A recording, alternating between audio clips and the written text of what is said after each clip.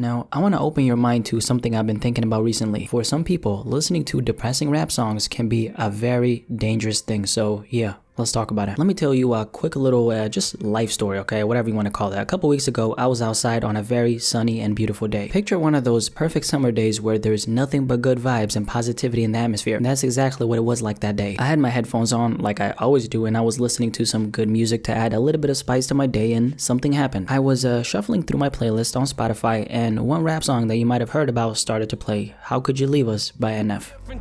You took them pills for the last time, didn't you? They took you from us once, I guess they came back to finish you. So there's this thing I like to do where I don't listen to any kind of sad music unless I'm feeling sad myself, but that day I did not follow this rule of mine at all. I feel like this was a mistake because let me tell you what happened. All those raw, sad, and depressing emotions NF put into the song, I started to feel them. This is of course the point of music, so really I should be worried if I wasn't feeling like that, right? But I started to feel something inside, okay, and I really paid attention to this. Despite me not feeling like that originally before I listened to the song, I felt like that after I listened to the song. This is the power of music, man. If you're listening to an artist who knows how to convey emotions and hit those emotions in the right places, this is what they're going to be doing to you every single time you listen to them. The way I see it is music can sometimes be a tool, and some people use these sad rap songs to cope with whatever they're going through. I understand, I've been there myself, but let me challenge your thought pattern for a second. For a lot of people, and it was like this for me and a lot of other people I know, these sad and depressing rap songs did more harm than good because I was essentially drowning myself in my own misery. This is the same reason why I do not recommend listening to any kind of love songs after you just got your heart broken, okay? Do not do that. The only thing you need to listen to is Love No Thotties by Chief Keef because you want to get out your feelings, not get in your feelings. But on the real though, one of the most dangerous things about listening to this kind of music when you aren't mentally stable is you're gonna fall in love with feeling that way, and that's very dangerous. Because just think about it like this, okay? All these emo rap songs, by the way, I listen to this kind of music regularly myself, so obviously this isn't a diss, I'm just making a point here, so hear me out. All these emo rap songs, they're romanticizing being depressed and down. This is even something X did. Of course, I'm pretty sure he wasn't consciously thinking about it like this. I mean, at the end of the day, he's an artist. He's gonna express whatever he's feeling and put it on a record. That's how it works. The issue is how people receive that message and how they interpret it internally, which is what this video is about. Some people are so mentally strong to the point where they can be drug addicts who are trying to quit their bad habit and still hang around the same people who got them addicted to those drugs. Some people are so mentally strong to the point where they can listen to depressing and sad rap music all day and still not let it affect them. The question is, are you one of those people? Can you listen to 17 by XXXTentacion every single day for a year straight while you are in a depressive state and get out of that place? I don't know about you, but I can't do that, and I know a lot of people who can't as well. I don't want to get too deep into what I'm going to say next, but let me just say this. Don't forget that music is at the core a programming machine. The things we listen to become a part of us whether you want to accept it or not. It becomes a part of our subconscious mind. That's why I made a video about people trying to keep up with these rappers when in reality these rappers can't even keep up with themselves. Why do you think there's a whole bunch of people out there working regular ass jobs buying Gucci t-shirts for $500? Yeah, some people can buy 10 of those shirts and not break a sweat, but how many of us are that fortunate? And ask yourself this question: why are people deciding to do that? Because some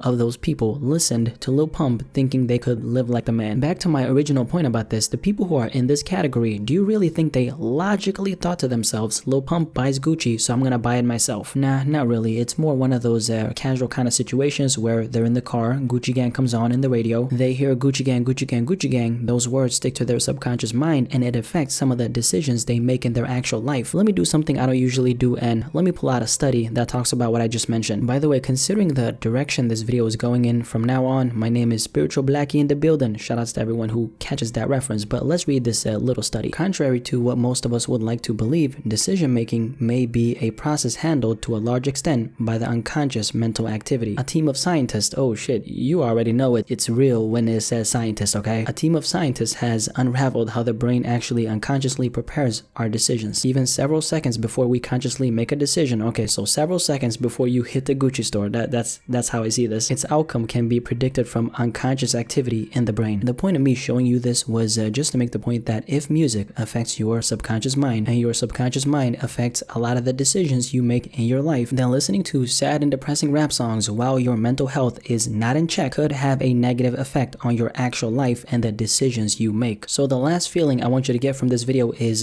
thinking that I'm trying to tell you what to do. Of course, that's not the case. I'm here to shed some light on these important conversations. This is of course going to be different for everybody. If you don't personally feel like those sad and depressing rap songs directly affect you in any kind of way, then this is not the video for you. One thing's for sure though, they do have some kind of effect on your subconscious mind, and that's just facts. I want to say this to make something very clear. I'm not going to stop listening to this kind of rap music at all. But if you are in that dark place and you're like me, you listen to a lot of rap music, instead of listening to sad and depressing rap songs, listen to some motivational shit. Listen to something that's going to uplift your spirit, not keep you in that depressive state. Just take a little break from that kind of music until you get to a point where you are okay. Just like if you're striving for great things in life, okay, you gotta surround yourself with people like that, right? Let me put it like this. If you're an aspiring businessman or businesswoman, you can't be hanging around with aspiring bums. Well, what makes you think what kind of rap music you're listening to is any different? That music is speaking to you every time you put on those headphones. How do you expect to get out of that place when that's all you're hearing all day, every day? It really doesn't make any sense, man.